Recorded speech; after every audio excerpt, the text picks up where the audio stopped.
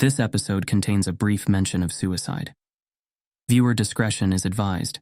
If you or someone you know is struggling, please reach out to a trusted individual or contact a helpline in your area. Help is available.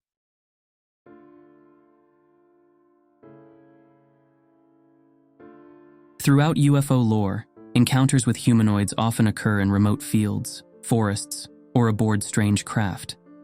However, one of the most fascinating patterns involves meetings on the road, where these beings appear as hitchhikers or mysterious passengers. Such cases, reported worldwide, often share peculiar details. Strange physical appearances, telepathic communication, and objects or events that defy explanation. Finland has its share of such accounts, many of which remain unexplained to this day.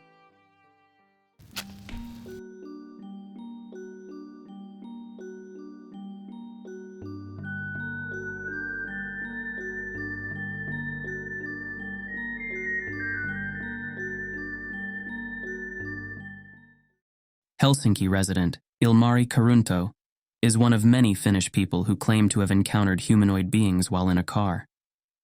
He writes about his experience as follows.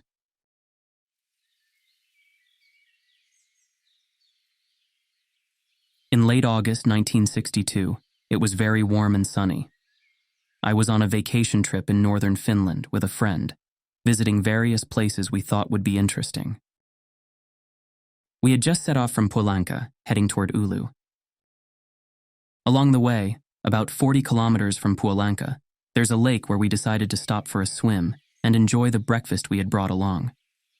We had plenty of time and didn't want to rush or spoil our pleasant vacation with any kind of hurry. We then continued our car journey, and after driving about 15 kilometers, I noticed a little man with his arm raised, trying to signal us to stop. I suggested to my friend that we give him a lift. We stopped, and the man got into the car, saying he wanted to be dropped off at a path about 5 kilometers ahead, which led into the forest on the right side of the road. I found the man's appearance somewhat odd. He was of average build, but in my opinion, his head was slightly larger than normal.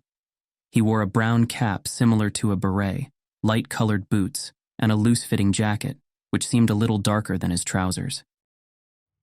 As we continued driving, the sunlight happened to fall directly on his face, allowing me to observe his features more closely. I didn't want to be too obvious, so I studied his face subtly. What struck me immediately were his unusually large eyes, which seemed to stretch up toward his forehead. His eyes were slightly slanted and black in color. His mouth was very wide, and his skin had a slightly grayish tone. Suddenly he smiled and put on sunglasses he took from somewhere. When he put them on, I noticed something surprising. He had 6 fingers on each hand, and his hands looked thin and bony. All these details made me feel uneasy, so to calm myself, I casually asked him where he was from. The question seemed to make him thoughtful for a moment. Then, I heard a response as if it were an answer directly in my mind, as if he wasn't Finnish at all. He said he was merely traveling around different parts of planet Earth. He also mentioned that the path was approaching, thanked us for the ride, and asked to be let out. Could this have been merely a natural oddity? I tried to reassure myself with that thought, but there was something unique about him, something that unsettled me. My friend, who was driving, didn't seem to notice anything unusual about our passenger. I asked him to pull over, as we were now approaching the path. As soon as the car stopped, the man got out, bowed in thanks one more time, and started walking along the path into the forest. I asked my friend if we could watch him for a bit longer as he walked away. It was surreal. I almost thought I was dreaming. About 5 meters from the road, there was a pile of branches along the path, about 3 meters high and at least 10 meters long. We watched as he approached the pile, and quite suddenly, he jumped over it without touching it, almost as if he floated above it. I turned to my friend and said, "He can levitate." This was so unbelievable that it clouded my mind for quite some time. I didn't want to believe it was real.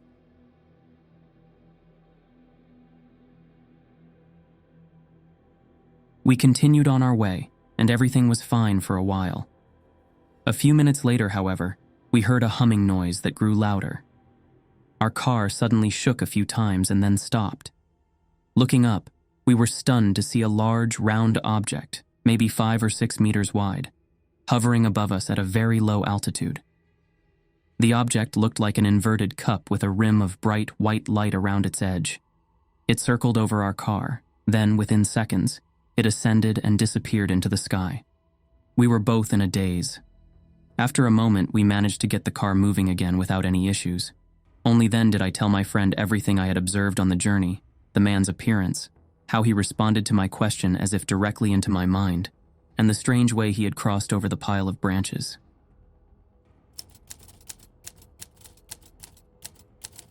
At this point in my story, my friend accused me of exaggerating, insisting he hadn't heard any such response during the entire trip.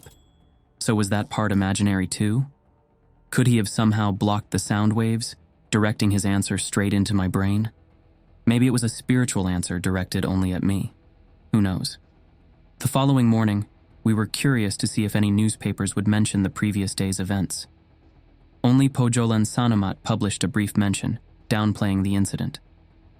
There was simply a mention of an unusual light phenomenon, quickly moving in a northward direction. The time matched closely with what we remembered. Ilmari continues, I have always been intrigued by how beings from other celestial bodies could resemble humans in appearance, and how they seem to adapt their speech to our language. But what fascinates me the most is the unsettling mystery of which planet these beings might originate from. We would likely need to look beyond our solar system, as each of our planets, Earth included, is a lifeless body in this context. The answer to my question was given in Finnish, even though it was apparently not spoken aloud. I understood it clearly, even though my friend didn't hear it. Could it have been a telepathic response? Everything about this incident seems strange. Unfortunately, without any photos or recordings, it all happened so quickly that any chance of capturing it was lost in our shock and amazement.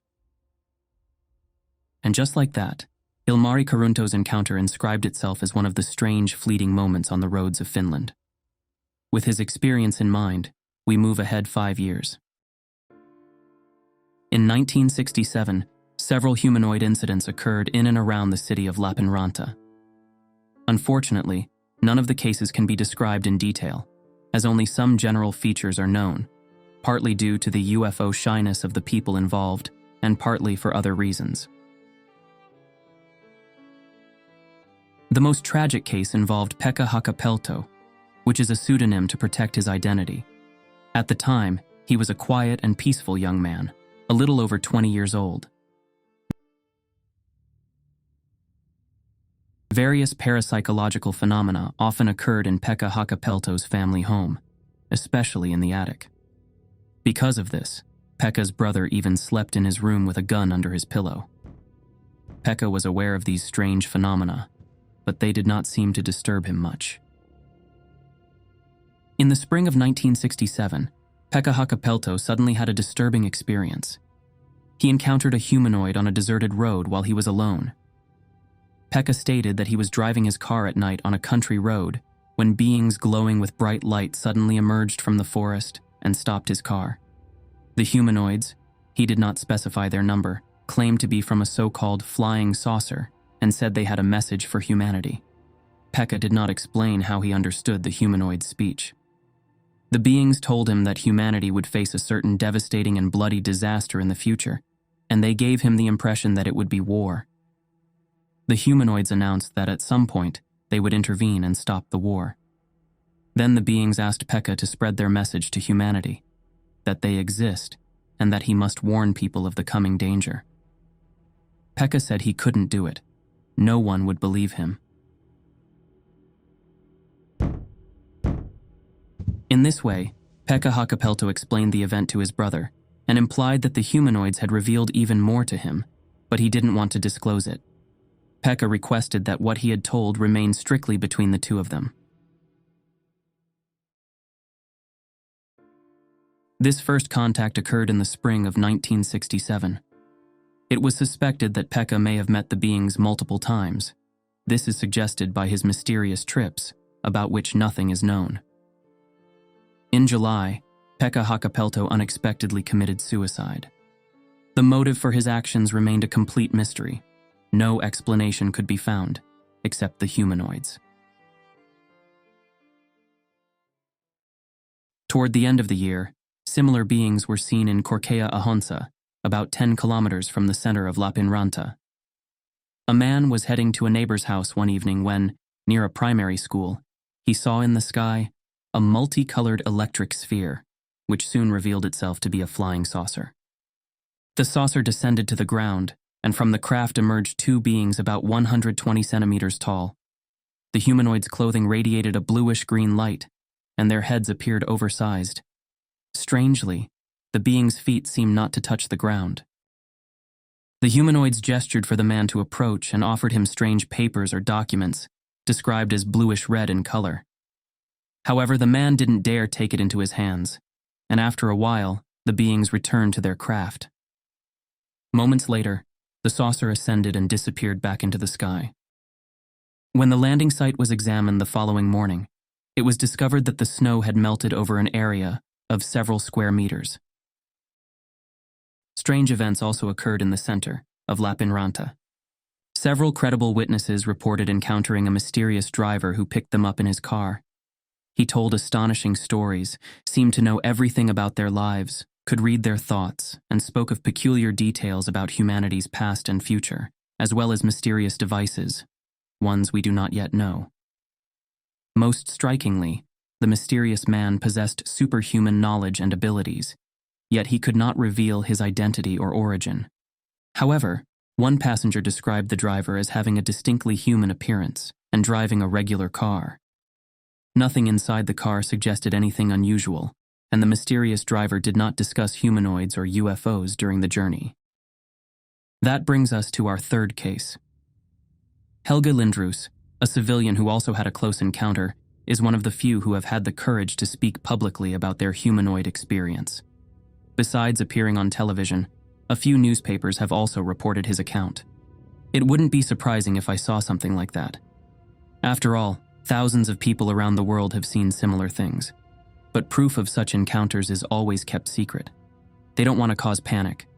People would start fearing an attack from flying saucers.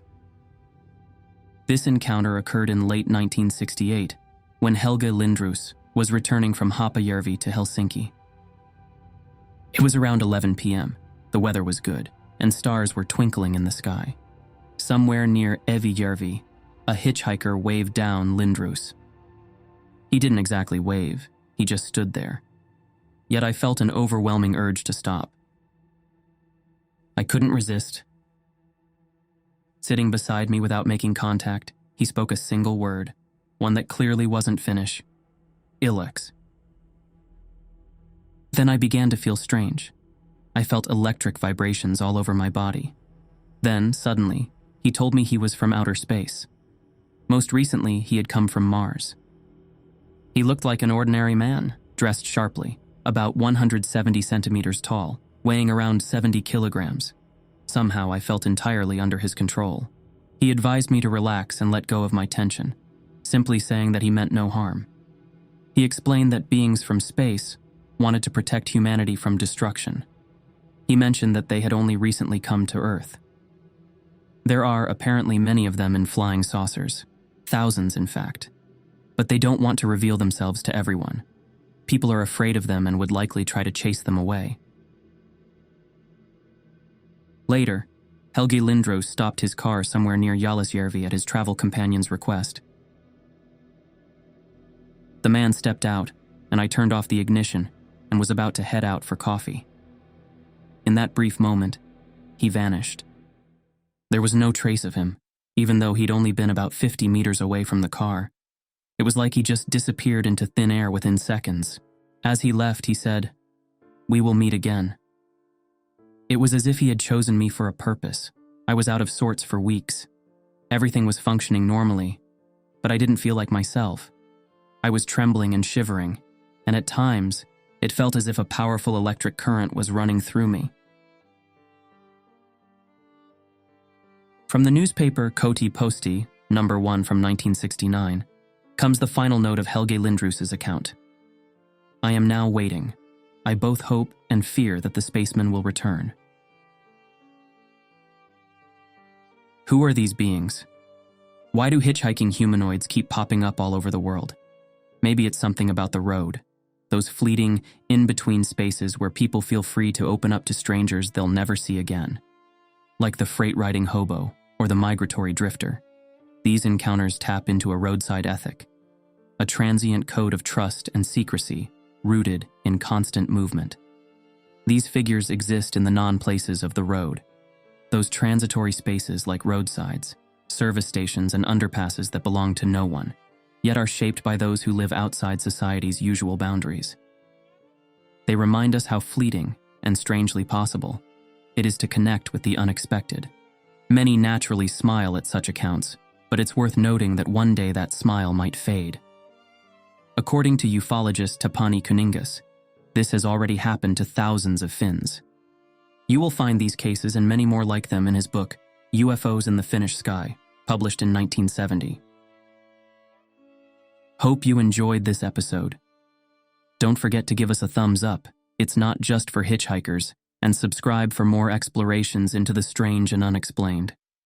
Hit the notification bell so you never miss an update, and share your thoughts in the comments below. Thanks for watching, and we hope to welcome you back in the next episode. Over and out.